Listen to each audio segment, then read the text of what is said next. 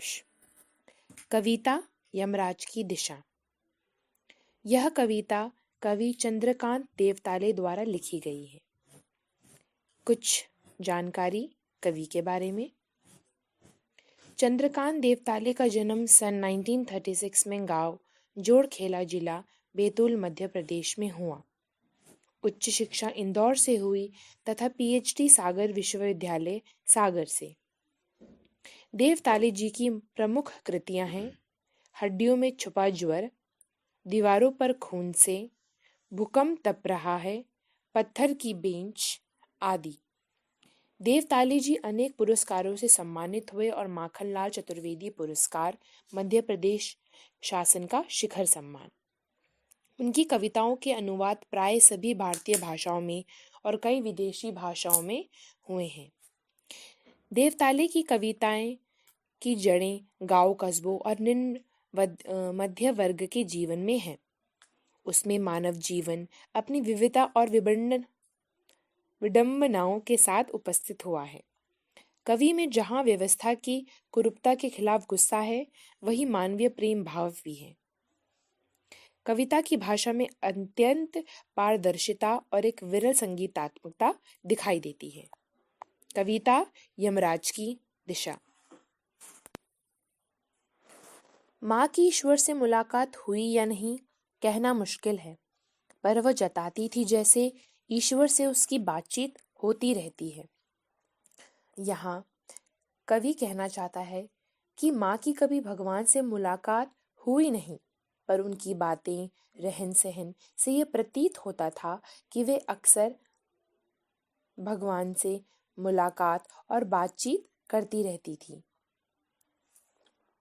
और उससे प्राप्त सलाहों के अनुसार जिंदगी जीने और दुख बर्दाश्त करने के रास्ते खोज लेती थी। और वह जैसा माँ को सलाह देते थे, उसी हिसाब से वह अपनी जिंदगी में हर काम को करती थी और हर परिस्थितियों में उन्हीं की सलाहों के अनुसार उसको संभालती थी। माँ ने एक बार मुझसे कहा था, दक्षिण की तरफ पैर करके मत सोना, वह मृत्यु की दिशा है, और यमराज को क्रुद्ध करना बुद्धिमानी की बात नहीं।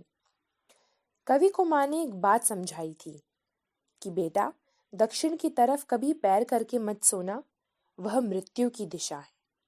यहाँ दक्षिण दिशा का मतलब बुरी चीजों से है और पैर करके सोने का मतलब है बुरी चीजों की तरफ ध्यान देना या उनको अपनाना।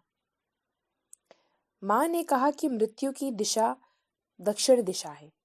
यहाँ मृत्यु का मतलब है बुरी चीजों से जुड़ना। और माँ यह भी कहती थी कि यमराज को गुस्सा दिलाना समझदारी की बात नहीं है। यहाँ मतलब बुरी चीजों में भाग लेना, बुरी आदतों पर पड़ना और बुरी संगत में पड़ना सही बात नहीं।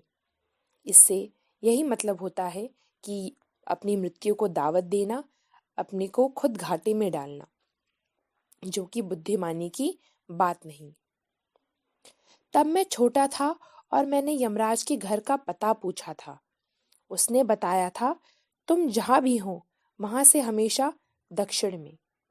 कवि जब छोटी आयु के थे, तब उन्होंने अपने बचपन में अपनी माँ से पूछा कि हे माँ, ये यमराज का घर है कहाँ? तब उनकी माँ ने कहा कि बेटा, जहां भी तुम हो वहां से हमेशा दक्षिण में ही तुम्हें यमराज का घर मिलेगा। माँ की समझाइश के बाद दक्षिण दिशा में पैर करके मैं कभी नहीं सोया, और इससे इतना फायदा जरूर हुआ, दक्षिण दिशा पहचानने में मुझे कभी मुश्किल का सामना नहीं करना पड़ा।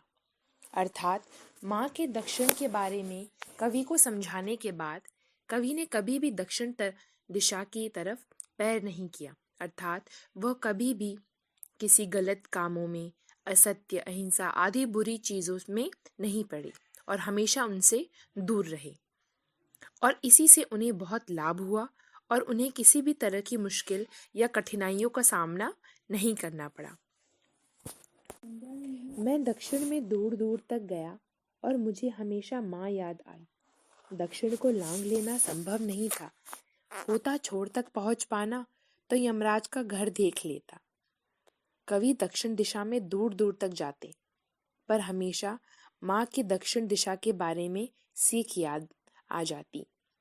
दक्षिण दिशा के अंत तक वो पहुँचते, पर जैसे ही उसके छोर तक पहुँचते उन्हें यमराज का घर दिख जाता और माँ की सारी समझाई हुई बातें समझ आ जाती।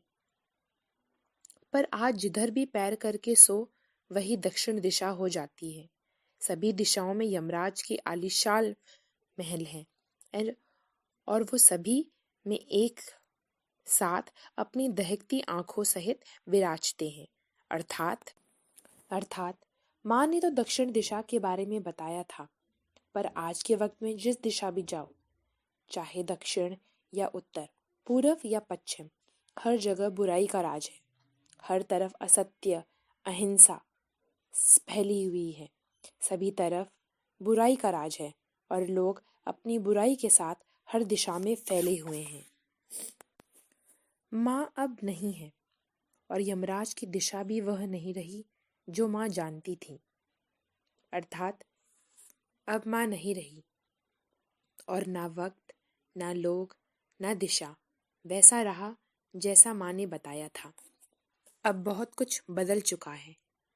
वक्त, लोग, दिशा, यमराज, बुराई, सबका सब।